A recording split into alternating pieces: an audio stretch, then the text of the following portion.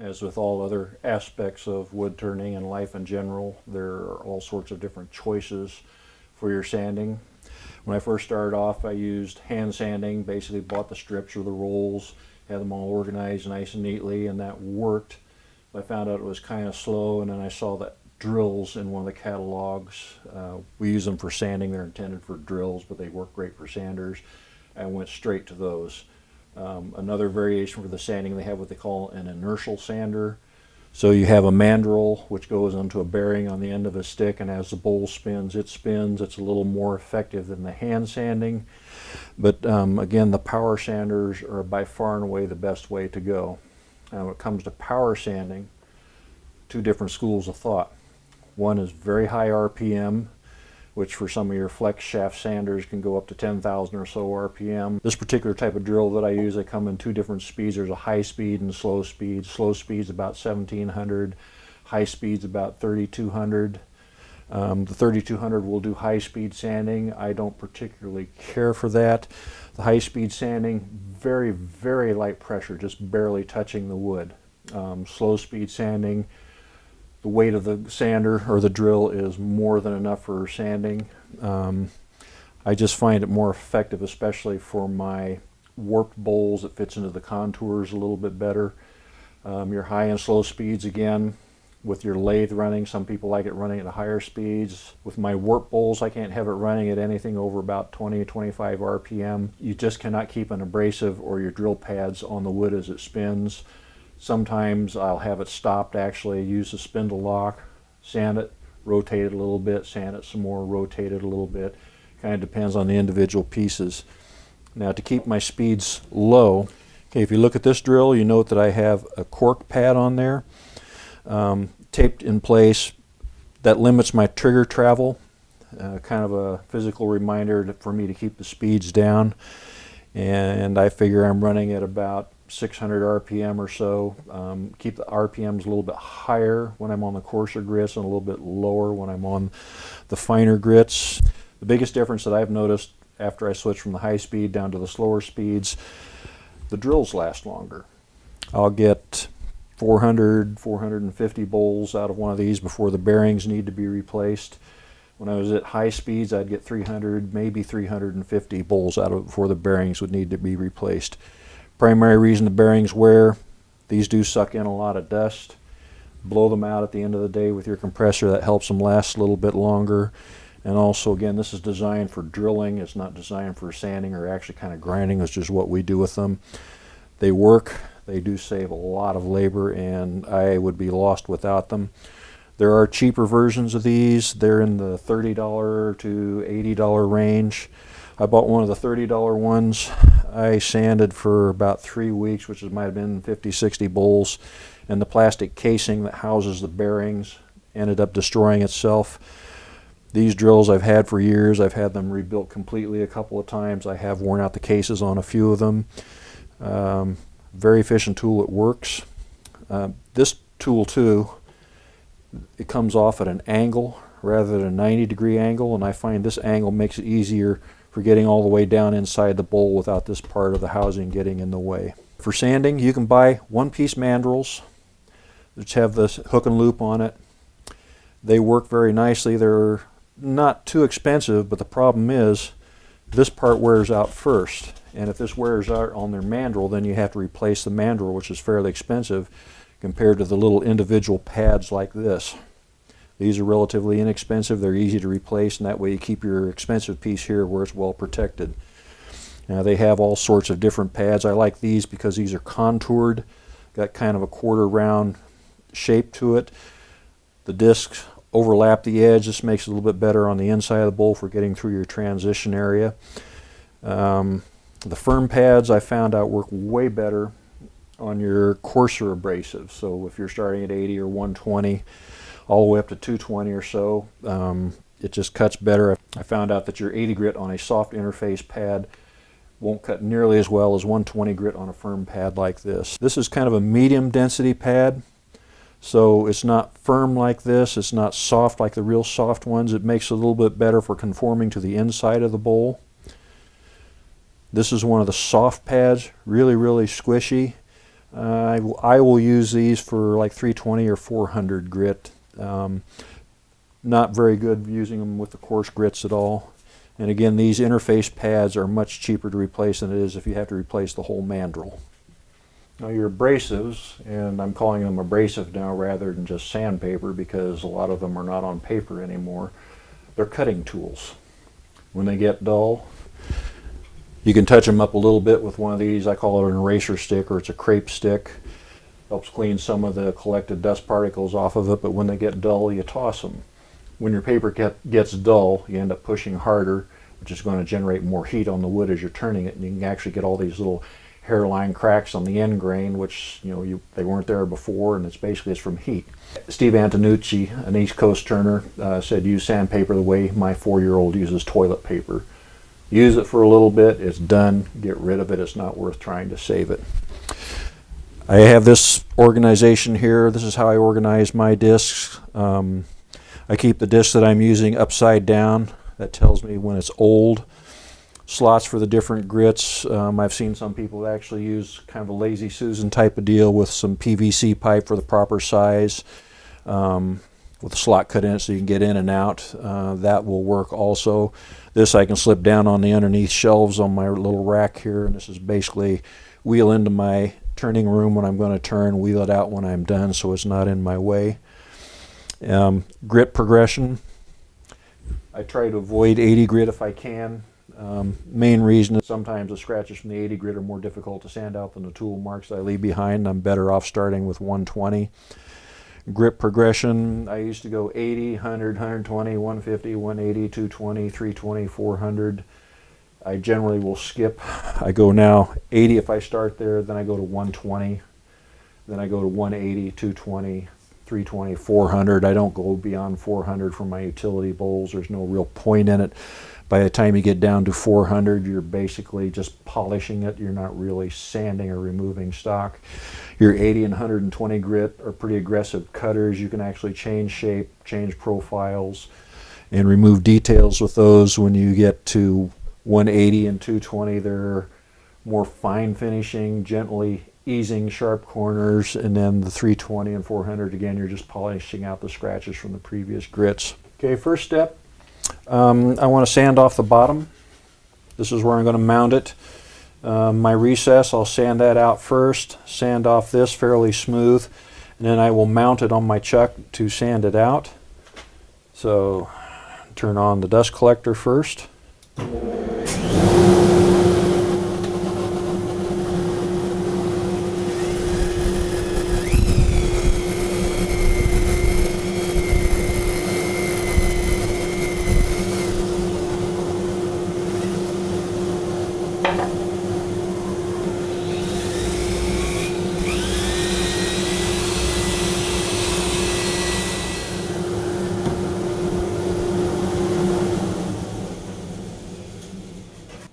Now that's sanded at 220.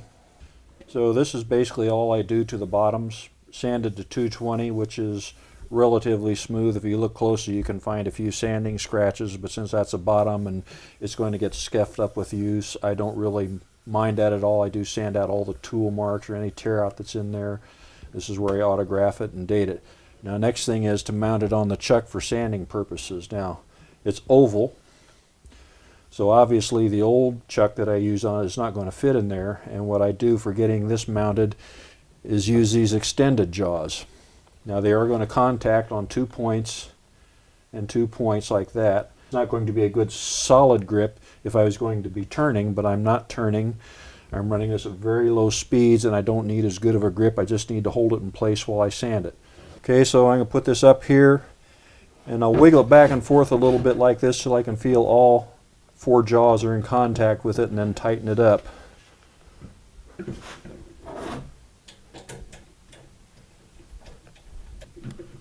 Get a little bit of wiggle to it.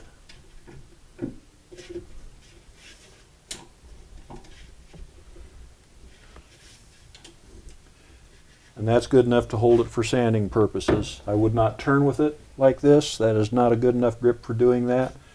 That'll definitely hold it for sanding. Now I'm not going to spend a lot of time showing you every little detail on the sanding. Generally I'll start with the inside first, And I like my disc to rotate this way, so it's coming off the edge rather than rotating in, which can cause it to catch sometimes. And start at the top, work my way down, work my way back and forth. You can do it any which way, but when I'm sanding on the inside, I'm working more on the outside rim here. And when I'm sanding the outside, I'm working more on the flat surface.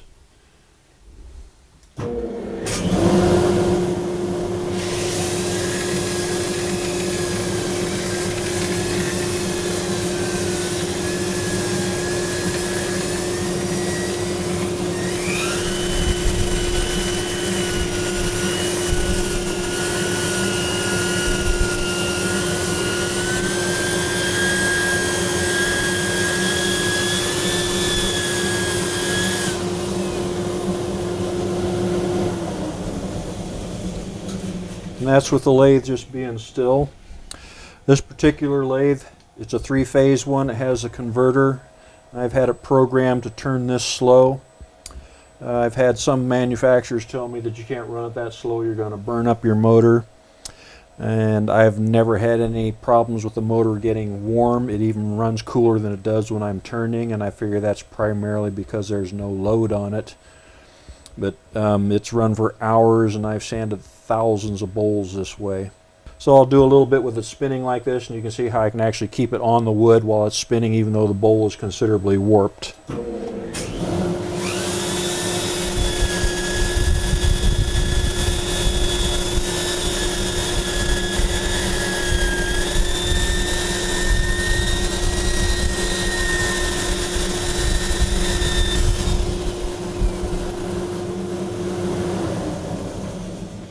Now if you see these little lines here running up and down, those are actually tool marks. They may be very light tear out. The nice thing about having the power sanders is I can stop the lathe and I can work on those spots while the lathe is off, because they will take a little bit more than the other spots which don't have those. So I'll turn this on, sand those out, and you can see what I'm doing.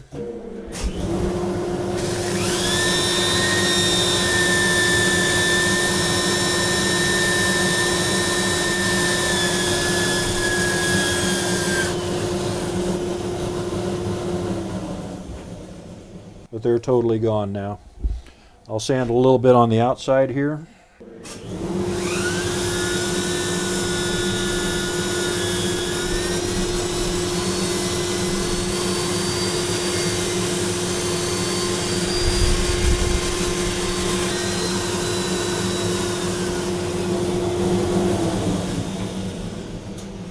So again, when my disc is spinning, it's spinning off the edge of the bowl rather than spinning back into it. Same process, and the best advice I can give you, one, you need good light. That's where those multi-spectrum lamps come in very handy. It's almost like taking it out into the sunlight. And sand until you have every single mark out before you step up to the next grit. If you think, yeah, I've almost got all that tear out gone and I'll take out the rest of it with the next grit up, that never works. And sand it till you think you've got all those marks out, then hit it just a little bit more. And I end up spending generally as much time sanding the bowls as I do turning them, sometimes maybe a little bit more. But again, the cleaner your cuts can be and the smoother your cuts are, so you have less bumps and humps to take out, the less time you'll spend with sanding. When it comes to finishes to put on the bowls, I like soft oils. Generally for me that means the walnut oils. Those are the ones that perform the best. I do actually cure and harden. I don't want anything that is solvent based. Some people still have allergy problems or reaction problems to them, even if they are evaporated totally all the way out, and something about putting something on the bowl that I couldn't eat straight out of the can just doesn't agree with me. Of the walnut oils that are out there, the Doctor's Wood Shop, he's actually an Oregon guy. His, I actually believe, is made from the nut meats. Mike Mahoney's walnut oil, another fine product. It's been out there forever. His is pressed from the husks and the leaves. I don't know if there's any technical difference. That's something that a chemist could probably explain to you. Both of these have been heat treated, which breaks down the nut proteins, and the proteins are what cause the allergic reactions. Both of them work, both of them good products. Your vegetable oils can work, and there's two schools of thought. As one is just going to go sour eventually. And the other school says, well, they work fine. I think the biggest difference in your bowls going rancid or sour is the bowls need to be exposed to oxygen. You can't lock them away in a cupboard or a cabinet. You can't stack multiples inside because then oxygen isn't free to circulate.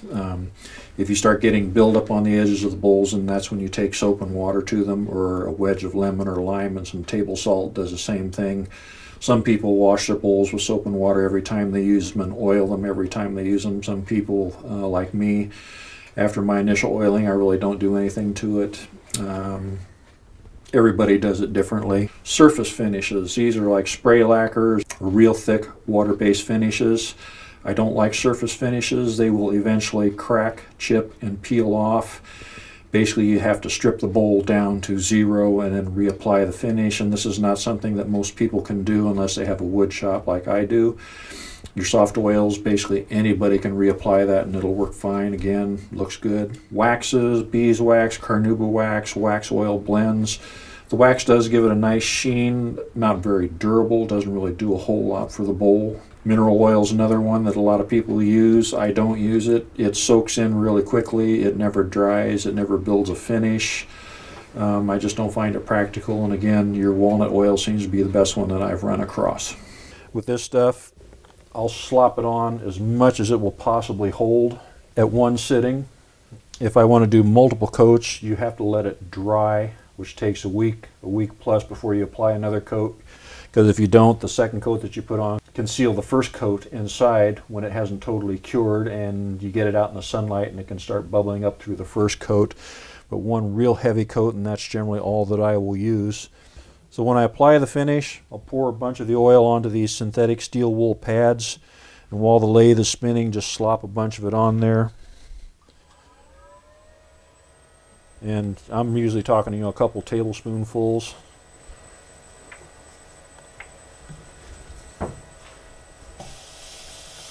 Pretty simple, and this is actually almost like a final buffing. Slop it on, I'll let it sit for an hour or so. Hit the dry spots again, which are usually the end grain, and let it sit for a day or two. Ultraviolet light does help it set. I've actually taken it and put in a small watt incandescent bulb underneath it to help it dry when put over my drying racks. Nice soft finish. If it gets water spots on it, it will show. The water spots will show, but it's easy to wipe some more oil on it. And most people, if they buy this type of walnut oil, they may forget about it or they'll lose it. It still works. Any vegetable oil will work. Wipe some on, let it sit for a bit, and then wipe off any excess. The thing that makes your bowls go sour is if you get some food build up on the edges, that's what can go sour. So clean your bowl after you're done using it. Don't let food sit in it overnight.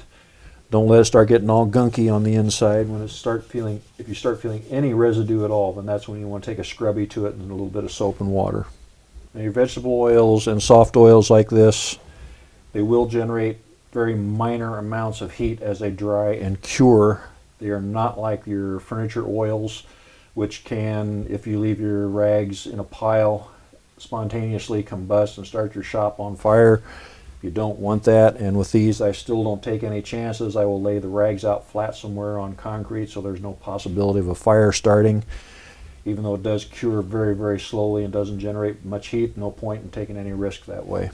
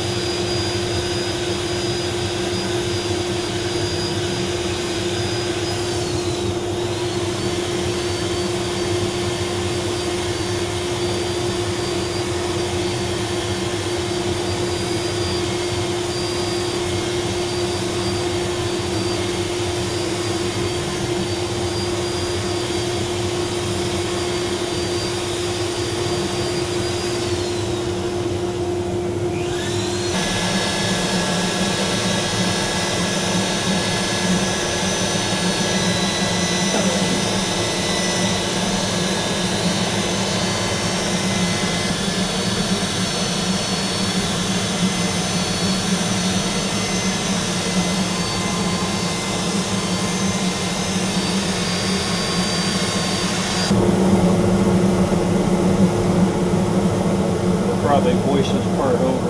Okay. What I'm actually doing here is rubbing the dust. And if there are any coarse grit scratches in there, the finer dust will rub into those and kind of highlight them. Okay, one more grit.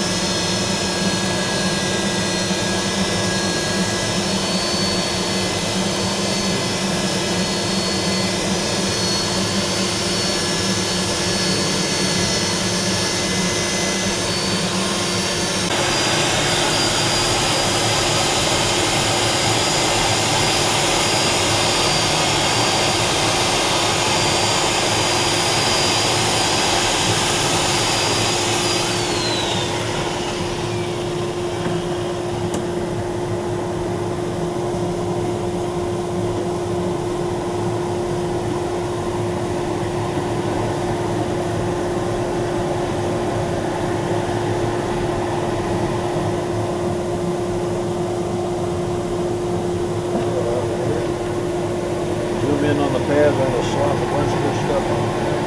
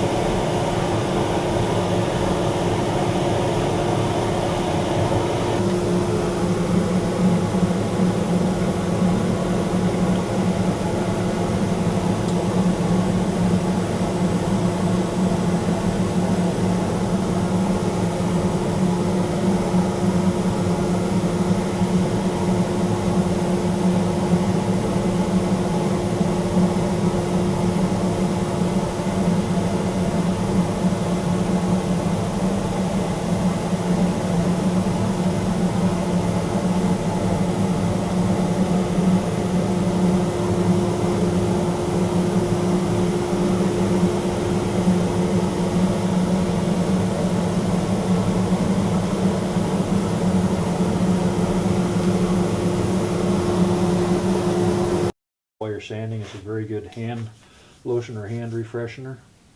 Works wonderful. This disc is getting clogged with sandpaper. Mostly it's on the surface. You can see I wipe it off a little bit, changes color. Keep my eraser sticks or cleaning sticks handy.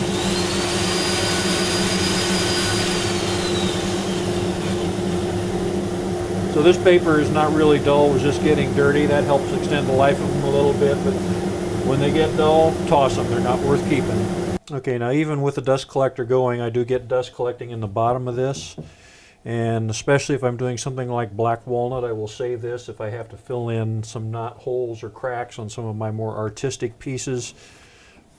Perfect texture for it, fills in the cracks. Okay, the only other place I get my dust from, I do have a belt sander or drum sander, and if I'm doing a dark wood, you can take your corrugated dust collection hoses, tap them off on a piece of plywood, and you'll get all sorts of dust, more than you'll usually use. This is a remote starter for my dust collection system. This works on an FM frequency rather than the infrared, which you have to point it at the thing. In your turning room, do not leave this in your pocket or on the bench. It has a little clip there. It goes up on the wall. That way I will never lose another one. One of them vanished with the shavings once upon a time, and now I have two of them. The one out in the shop room stays in different stations wherever I'm working at the time, but the one in the turning room always stays up on a clip on the wall. This is a tip I picked up from Richard Hines. He's a turner. I've seen him on the Wood Central message boards, and this is one of those ones for people that are very frugal, or if you have more sense than you do dollars. We've all got some of these hanging around the shop. What Richard did, took one of these, put it on an articulated arm like you use for some of the hollowing systems, put his dust hose right there. Makes a very efficient hood. Probably looks a little better than plastic in most of our shops, but very good idea. What we're looking at is my power sanding setup. I have a series of drills here. They're all the same drill, and I have on each one a different grit to sand with. And if you pick up a drill and hold it on, by the time you've sanded a bowl, your finger hurts. So somehow through the years I've trained my fingers so that I can pick it up and turn it on all at one time and put the hold on. And then I can put it down, and while that was running, I'm on the next one. And so on down the line. I go down through 6 grits and I'm done sanding. And you call that intelligent laziness? Yes. I see. Efficiency is intelligent laziness. I see. Well, it works for me. I wouldn't recommend it for anybody else, but it works for me.